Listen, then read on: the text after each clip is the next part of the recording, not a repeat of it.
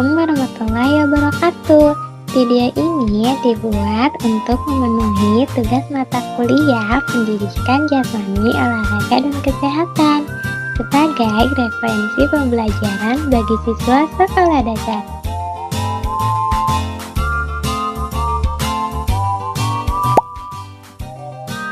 Assalamualaikum warahmatullahi wabarakatuh.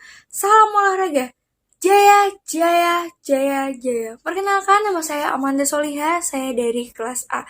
Nah, saya ingin memenuhi tugas PJOK dan saya kebagian pengertian tujuan peranan pendidikan kesehatan.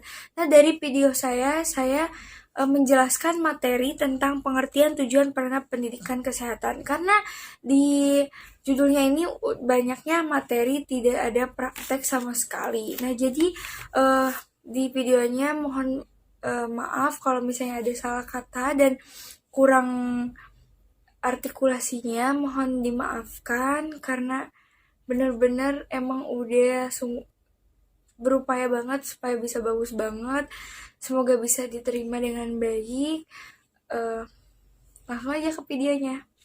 Assalamualaikum warahmatullahi wabarakatuh. Waalaikumsalam warahmatullahi wabarakatuh.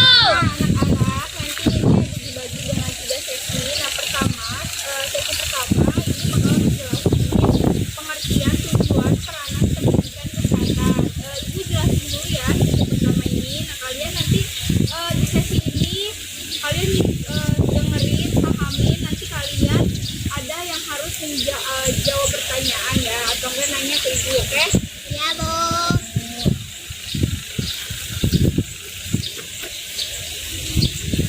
Nah, ibu jelasin dulu ya, dengerin ya, pahamin. Bab pertama, pengertian pendidikan kesehatan. Pendidikan kesehatan adalah proses membuat orang meningkat kontrol dan memperbaiki kesehatan individu. Kesempatan yang direncanakan untuk individu, kelompok, atau masyarakat agar belajar tentang kesehatan dan melakukan perubahan secara sukarela dalam tingkah laku individu. Nah, menurut Wall dikutip dari Effendi 1997. Nah, anak-anak, Wall dikutip Effendi itu ini adalah seorang yang menemukan kesejarahan kesehatan.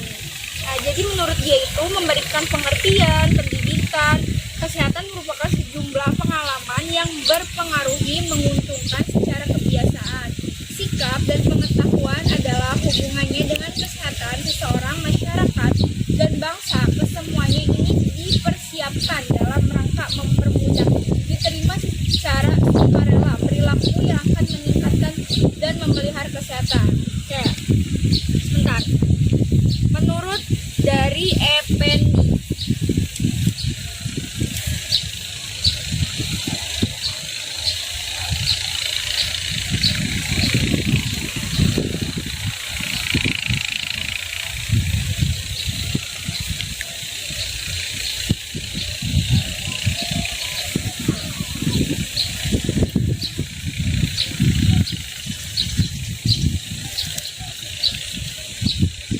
nah, kan dia tadi jelasinnya banyak banget ya, tapi dari sudut ininya dia itu bagaimana dia ngejelasinnya seperti ini doang. Jadi ini dibikin lebih rincinya.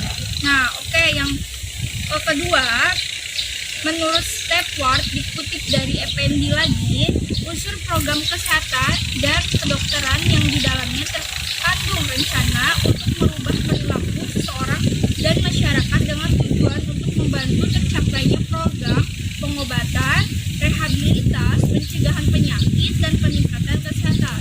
Nah, jadi di sini tuh kan ada 2 poin. Nah, jadi dari poin Stepward dikutip ini, jadi dia lebih kayak ingin membantu tercapainya dari pengobatan, rehabilitas, pencegahan penyakit, dan peningkatan kesehatan. Jadi lebih ingin meningkatkan di situnya.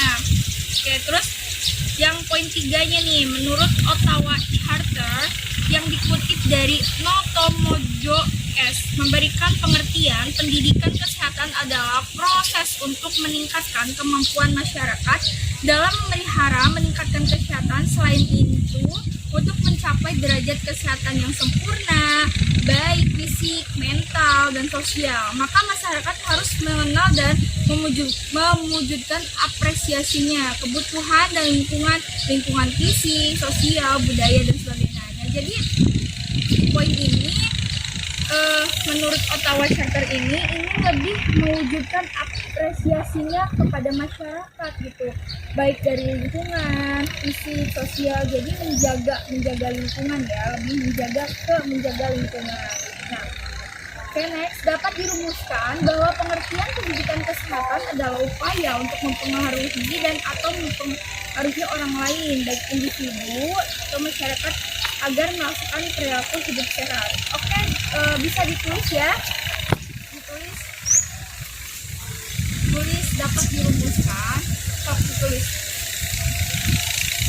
Di bawahnya aja.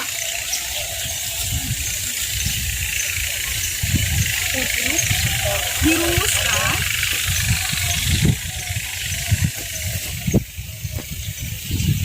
bahwa ditulis ya biar kalian yang ngerti pengertian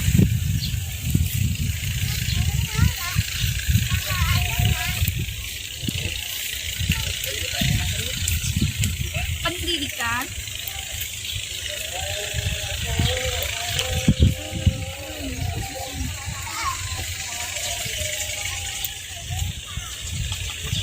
kesehatan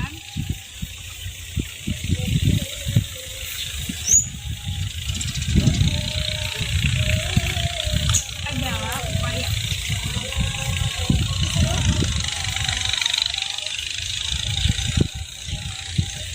mempengaruhi orang lain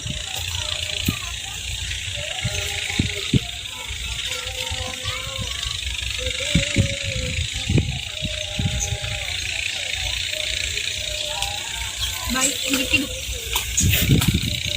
atau kelompok.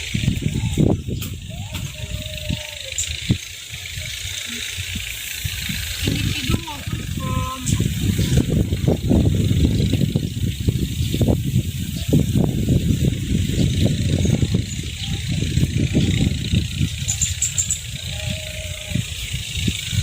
Dah? Belum.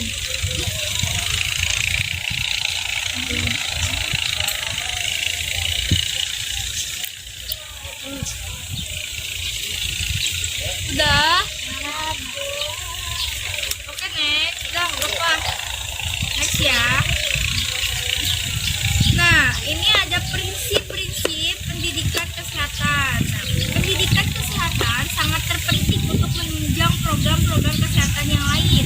Akan tetapi, pernyataan ini tidak didukung dengan kenyataan yang ada, karena program pelayanan kesehatan yang ada kurang melibatkan pendidikan kesehatan. Pendidikan merupakan behavior investment jangka panjang. Artinya, pendidikan kesehatan baru dapat dilihat beberapa tahun kemudian. Dalam waktu pendek, pendidikan kesehatan hanya menghasilkan perubahan atau peningkatan pengetahuan masyarakat.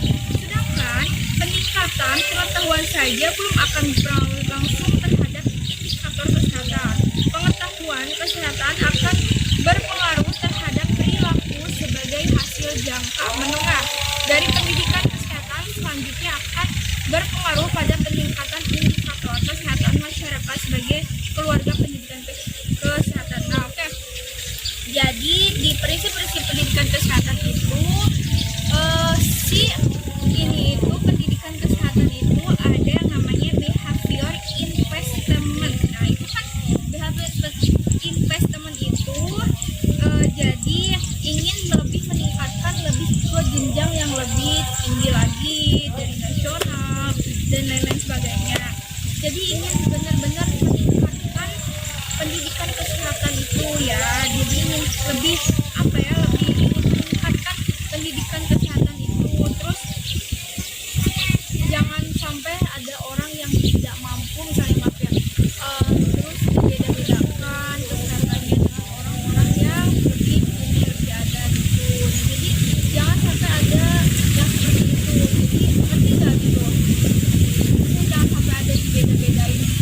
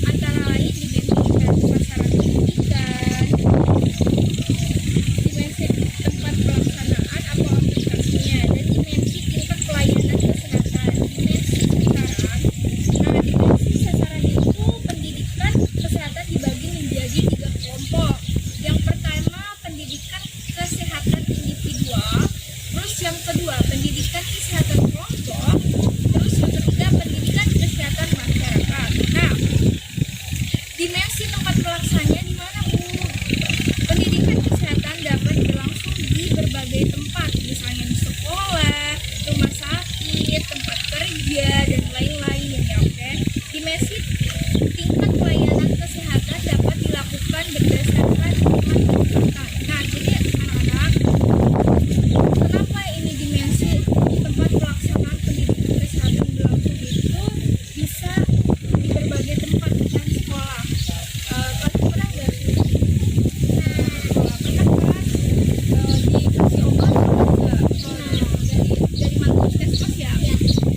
Nah itu kan masuknya dari ini pelaksanaannya pendidikan kesehatan maksudnya. Terus kalau di sekolah kan pasti pikir pernah ya, tempat kerja mungkin ada cek suhu kan sekarang mungkin nih pasti cek suhu. Kalau kalian suruh nggak sih pakai masker ya, sekarang tuh masker udah jadi kewajiban banget ya, jadi kewajiban banget pokoknya, dan lain sebagainya. Bahkan di tempat rekreasi pun pasti cek suhu ya, cek suhu, terus harus pakai masker. Kalau nggak pakai masker gimana? Nggak boleh kan? Nggak boleh masuk atau enggak, kan sekarang ada razia masker ya, yang paling dekat kita di sini di Pasar Depok. Nah itu dimensinya pendidikan kesehatan, kemudian warga-warganya dan orang-orangnya lebih tertib dan menjaga kesehatan. Oke deh. Terus dan ini berdasarkan 5 tingkat pencegahannya nih. Pencegahannya apa sih, Bu? Promosi kesehatan, healthy promosi kesehatan itu apa? Kita tuh kan sekarang, nah COVID lagi nih, karena emang sekarang juga lagi COVID ya, jadi promosi kesehatan kan sekarang di TV, bahkan di TV aja banyak banget. Terus di sini juga banyak banget, ayo pakai masker, terus jangan lupa habis makan jaga tangan sama orang, jangan lupa pakai hand sanitizer. Nah terus jangan lupa cuci tangan kan. Terus pakai ini apa deh yang ini kacamata? Hah? Ah iya pasir. Nah itu kan sekarang itu banyak banget ya yang dulu menimbun masker, sekarang kan masker harganya udah mulai jauh lebih murah lagi. Dulu kan mahal banget, sampai hampir 1 juta ya satu boxnya. Sekarang nah dari promosi kesehatan itu anak-anak sekarang kan nggak boleh ya berkerumunan di sekolah, kan sekolah nggak boleh ya diliburin. Udah berapa lama itunya? Sampai 1 tahun ya. Jenuh nggak sih di rumah aja? Jenuh ya. Doain aja biar COVID udah bisa sampai selesai gitu. Promosi kesehatan itu ya seperti itu. Ayo jangan lupa pakai masker dari iklan-iklan, jangan lupa pakai sanitizer. Kita saling mengingatkan pada teman. Misalnya Kalena mengingatkan pada Maria nggak boleh ya kalau kemana-mana harus pakai masker gitu. Jangan pakai masker, kita harus menjaga gitu. Oke, terus yang kedua, sampai situ paham nggak? Promosi kesehatan, pelindungan nah itu pelindungan khusus itu ya sama aja kan.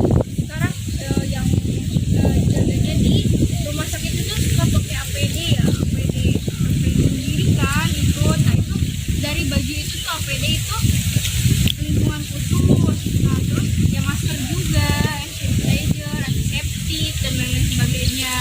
Ya itu yang pelindungan itu. Terus yang ketiga, diagnosa dini dan pengobatan segera. Oke, terus ini early diagnosa and prompt treatment. Nah, di sini diagnosa dini. Oke, misalnya nih, Tia batuk kan sekarang katanya kalau bisa batuk aja udah corona. Kan batuk itu ada beberapa macam ya.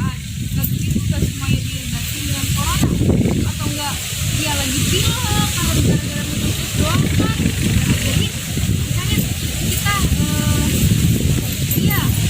latihan dan pengobatan segera. Jadi kalau misalnya adik kita, orang tua kita atau siapa aja kerabat kita yang sakit, jangan sampai diagnosa langsung oh corona nih, corona gitu. Langsung periksa dulu ya. Kan kalau dokter mah langsung oh ini mah bukan corona lah, pasti masa corona gitu. Jadi harus benar-benar memastikan bahwa itu penyakit apa. Oke, terus yang keempat, pembatasan cacat, disability limitation. Oke, pembatasan cacat itu jadi teman-teman tuh harus benar-benar kayak mencegah, bahkan membatasi seperti kerumunan gitu. Tapi ini lagi kerumunan ngepel ya, bismillah ya, nggak ada ya, corona udah nggak ada gitu. Pokoknya kalian ini sangat-sangat membatasi itu. Kalian katanya corona itu berasal dari mana? Cina. Dan Cina ya virus corona.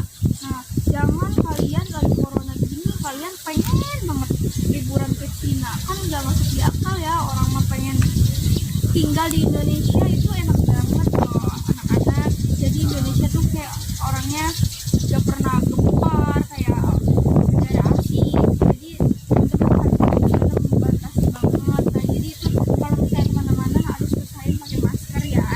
Terus nomor 5 itu rehabilitas. Nah rehabilitas itu ya itu diem di rumah aja, nggak kemana-mana. Terus mall ditutup, tempat rekreasi ditutup. Nah itu tuh rehabilitas namanya. Nah terus ya udah gitu. Nah ini yang kelima, poin kelima itu udah selesai sampai 5 ini. Nah terus pengertian perilaku kesehatan.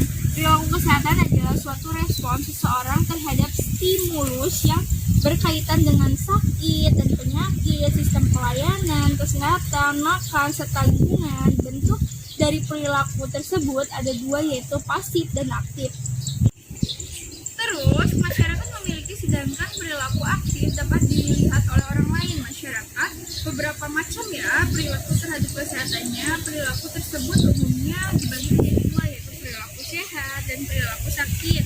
Perilaku sehat yang dimaksud dengan seorang yang sehat dan meningkatkan kesehatan tersebut. Perilaku sehat mencakup perilaku dalam mencegah atau menghindari dari penyakit, penyebab atau masalah. Nah, jadi di sini perilaku mencegah itu udah mah misalnya kalian nih lagi nyebrang ke jalan, terus kalian ada motor, udahlah nggak apa-apa, pengen ditabrak aja, kan itu orang yang kurang ini ya sehat namanya.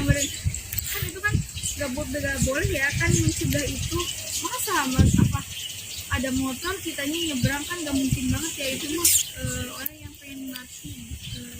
Terus menghindari dari penyakit, penyebab penyakit atau masalah. Nah menghindari dari penyakit, nah misalnya teman kalian nih ada yang cacarnya itu baru 1 hari, karena cacar itu penyakit yang menular. Jadi misalnya Luna main ke Amelnya lagi cacar, Amel ayo main gitu. Amelnya enggak gitu, atau malah Amelnya ayo udah sini gitu main berdua, padahal kan si Amelnya itu lagi cacar. Jadi nanti kan atau 1 jam, 2 jam, 3 jam atau malamnya si Luna pasti bakalan terkena cacar, karena penyakit cacar itu sangat-sangat kayak dari berbicaranya aja kalian pasti udah terkena si virus cacarnya gitu. Nah itu terus atau masalah perilaku preventif. Contoh dari perilaku sehat ini antara lain makan dengan gizi seimbang, olahraga secara teratur, dan menggosok gigi sebelum tidur. Nah perilaku sehat ini teman-teman jangan suka jajan sembarangan, apalagi tuh sebenarnya seblak itu enggak sehat ya. Dari si wadah kardusnya itu masa ya makanan panas, bubuk dan lain sebagainya itu dia nggak sehat. Kalau begitu seblak itu bawa repot sendiri biar lebih sehat. Sebenarnya itu tuh nggak sehat ya teman-teman. Terus es Orson kayak gitu zaman dulu, sekarang udah gak ada ya.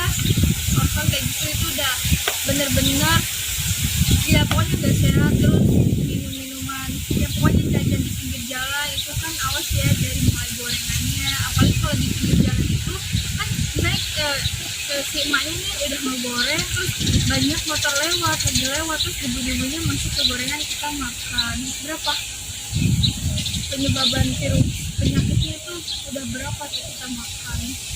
Terus awas ya, jangan suka kayak gini terus gigit-gigit jari gitu, nanti itu bener-bener itu juga masalah ya buat kesehatan kita. Terus olahraga nih, mumpung libur sekolahnya olahraga, jangan diem di rumah wae.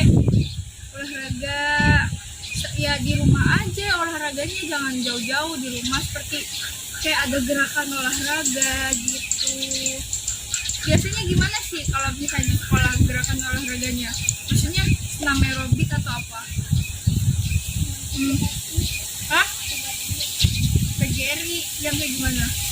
Coba Luna contohin dong kalau senam di sekolah. Coba gimana? Mau ditemenin ya? Lumayan. Ayo udah Luna doang, Luna aja. Tapi gimana gerakannya? Udah. Terus udah. Oh jalan. Terus yang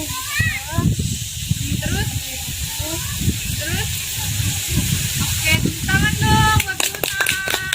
Tuh, Luna udah berani menyampaikan ininya, pengetahuannya. Nah awas ya kalau abis makan coklat, pokoknya sebelum tidur usahain gosok gigi ya, biar si kuman-kuman giginya itu hilang gitu, maksudnya karang-karang gigi hilang, biar mulut kita tuh harum gitu. Pokoknya usahain aja menggosok gigi sebelum tidur, nanti tuh bener-bener khasiatnya tuh ada banget ya teman-teman. Kalau misalnya teman-teman usahain menggosok gigi sebelum tidur, pasti si gigi kita besoknya bakalan selalu harum, pasti harum. Terus juga bakalan si gigi kita tuh lebih sehat, terus lebih putih, dan pokoknya lebih sehat. Nah, terus yang kedua adalah perilaku sakit.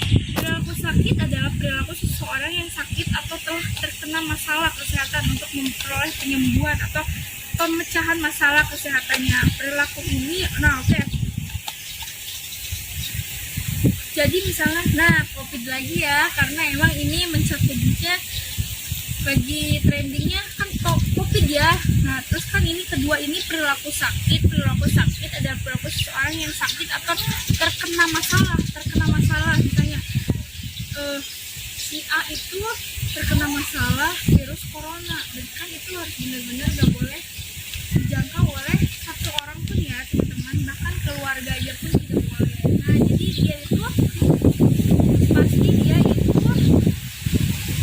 melalui sarana pelayanan kesehatan seperti rumah sakit, terus orang kecelakaan, misalnya kecelakaan nih ada sini kecelakaan terus tangannya patah, mungkin ya kalau di rumah aja ini pasti dia undangan ya, pasti nyari apa gitu disebutnya parajin. Itu mah bukan orang hamil ya, apa tuh namanya? Hah? Iya, urutnya namanya apa cik Sundanya mah? Gini, kalau orang kecelakaan. Ada yang tahu nggak? Kita nggak tahu. Pokoknya itulah ya. Patah ya, kalau patah suka ini, kayak gitu. Nah oke kayak gitu. Pokoknya yang poin kedua itu dia lebih ke yang udah terkena masalah. Jadi misalnya gak mungkin kan, misalnya dia nih kena DBD, masa ke ininya ke ini apa ke parajin, kan gak mungkin ya, pasti ke rumah sakit. Nah itu yang terkena masalah tuh harus segera diberikan tindakan. Terus secara lebih detail, Baxter 199 membagi perilaku masyarakat yang berhubungan dengan kesehatan menjadi 3. Nah, menjadi 3 itu yang pertama perilaku kesehatan, hal yang berkaitan dengan tindakan seseorang dalam memelihara meningkatkan kesehatan. Contohnya nih, memilih makanan yang sehat, tindakan yang dapat mencegah penyakit. Nah itu contohnya. Terus yang kedua itu perilaku sakit, segala tindakan atau kegiatan yang dilakukan seseorang individual yang merasa sakit untuk melaksanakan dan mengenali keadaan kesehatan atau rasa sakit. Contohnya pengetahuan individu untuk memperoleh keuntungan.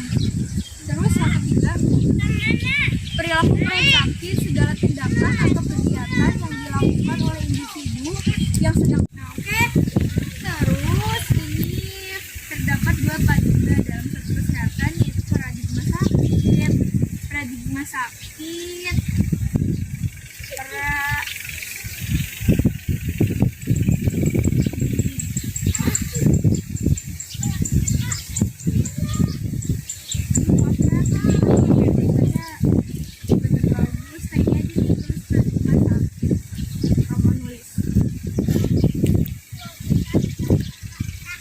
paradigma sakit dan paradigma sehat dan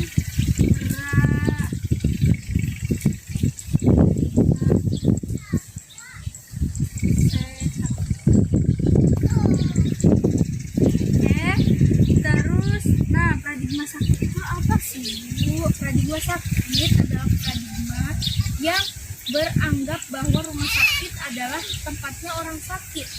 Jadi paradigma sakit itu hanyalah ada orang sakit. Hanya ada orang sakit.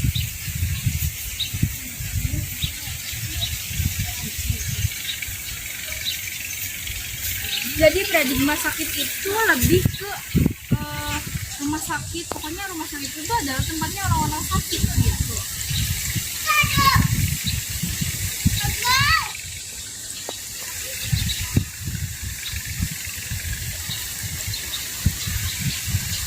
Terus sedangkan paradigma kesehatan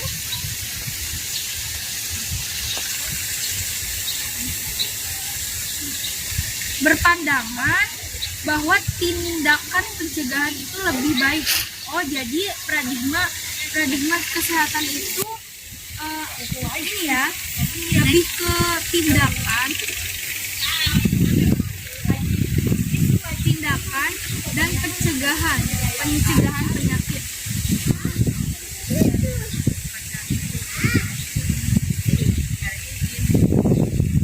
Ta'alam.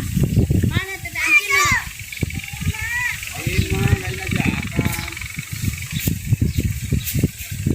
Udah ya nulisnya. Nah, dari sini aja sudutnya udah bener mulai berbeda.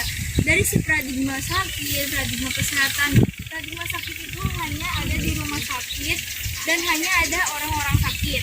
Nah, jadi kalau paradigma kesehatan itu lebih ke tindakannya dan pencegahannya. Jadi misalnya lagi mau batuk nih, bukan mau batuk ya, maka dari itu sehat dan lebih baik kita menghindari, dan itu adanya di paradigma kesehatan. Nah, terus domain perilaku kesehatan, perilaku manusia itu sangat kompleks dan mempunyai ruang lingkup yang sangat.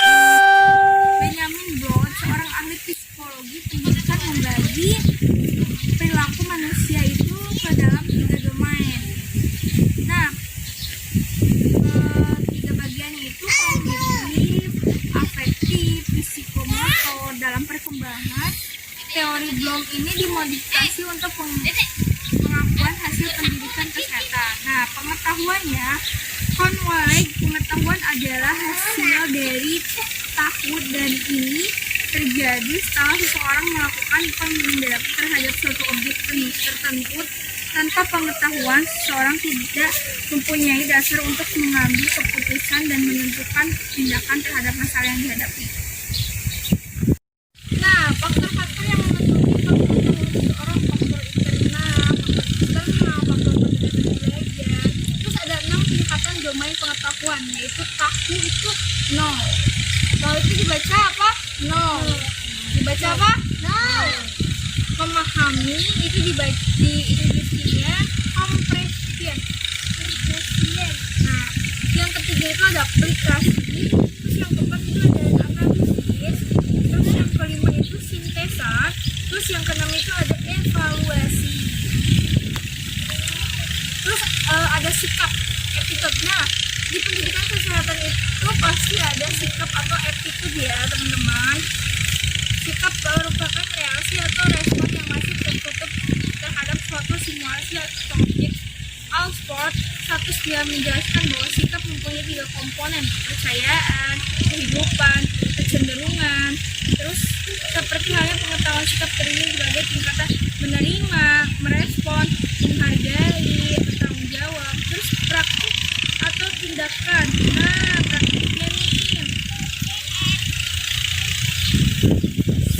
Suatu sikap belum otomatis terwujud dalam satu tindakan memperbedaan untuk mewujudkan sikap menjadi suatu perbuatan nyata berupa faktor pendukung suatu kondisi yang memungkinkan antara lain fasilitas dan faktor dukungan support. Itu refleksi, respon, terpimpin, terus mekanisme, adaptasi, terus mengadopsi perilaku baru di dalam diri orang tersebut menjadi proses yakni kesadaran, ketertarikan, evaluasi, mencoba, terus menerima. Ya, oke. Dari penjelasan dan penjabaran tadi teman-teman ngerti nggak? Anak-anak ngerti nggak? Ngerti. Terus teman-teman juga ada analisa, ada yang mau bertanya nggak?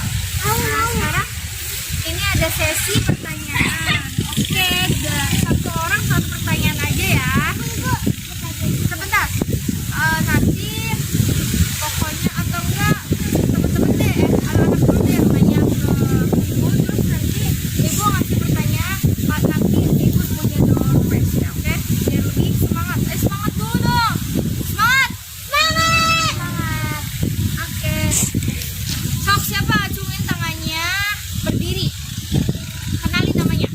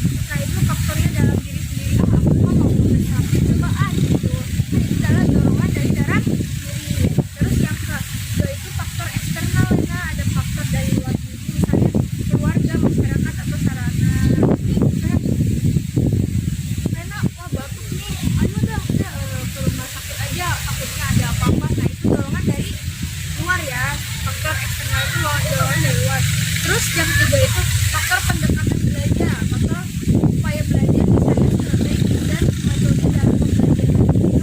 Misalnya Lena lagi belajar suruh ini suruh itu kan faktor dari pembelajaran itu Lena atau hadiah untuk kan. Oke, siap? Cepet ya, semangat ya.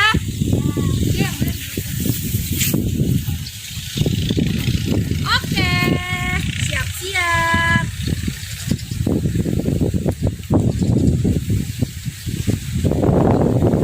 Pertanyaannya, pelayanan kesehatan dapat dilakukan berdasarkan 5 tingkat.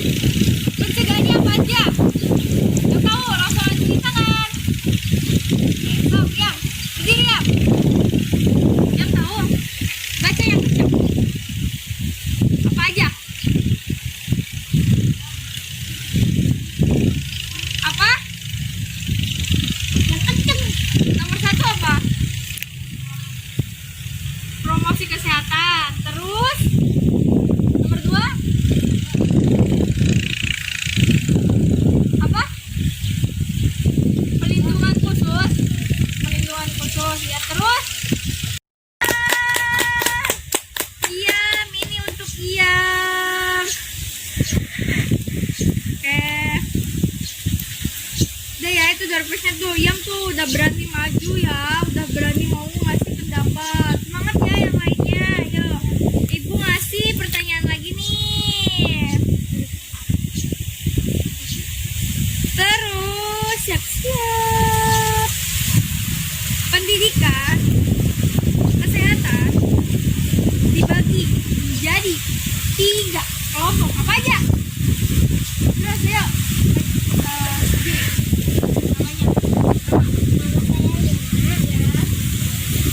Apa aja Luna? Pendidikan kesehatan individual, 2 pendidikan kesehatan kelompok, 3 pendidikan kesehatan masyarakat. Oke, tepuk tangan dong buat Luna. Nih, kasih Luna. Luna. Nah, oke. Sesi yang terakhir nih ya. Nah, kan tadi Ibu udah ngejelasin tuh banyak banget. Terus ya, kalian juga udah nanya ke Ibu. Terus Ibu juga udah nanya ke kalian. Nah, jadi sekarang ada nggak nih dari teman-temannya mau bertanya terus yang jawabnya temannya juga? Oh, siapa? Sok, aku tanya. Sok, siapa dulu? Luna dulu. Ayo Luna. Jangan nanya. Jangan berarti soalnya pura-pura siapa aja dia. Pendidikan kesehatan terbagi menjadi 3 kelompok. Apa saja hal itu? Sok, yang bisa langsung ajuin tanya. Oke, Sok. Luna, berdiri. Nyaman. Gak usah, ayo. Langsung aja. Tuh. Pendidikan kesehatan Ya, ke Luna dong. Luna bener nggak nanti gitu? Jawabnya ke Luna, yang kencang. Masa dong gengit? Nah, ya gitu. Ya, Sok. Yang kencang tuh, Lena. 1. Satu Cina Luna. Pendidikan kesehatan Individu. 2. Bener nggak? Nomor 1. pendidikan kesehatan kelompok, 3 pendidikan kesehatan masyarakat. Sampai 3. Oke, tepuk tangan dong. Itu tadi video dari saya, kurang lebihnya mohon maaf.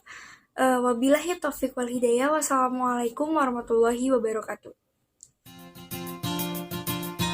Semoga video ini dapat menjadi referensi pembelajaran untuk para pengajar, khususnya siswa-siswi sekolah dasar. Mohon maaf apabila ada kesalahan kata dan ucapan, karena manusia tidak lepas dari kesalahan. Terima kasih telah menonton video ini. Wassalamualaikum warahmatullahi wabarakatuh.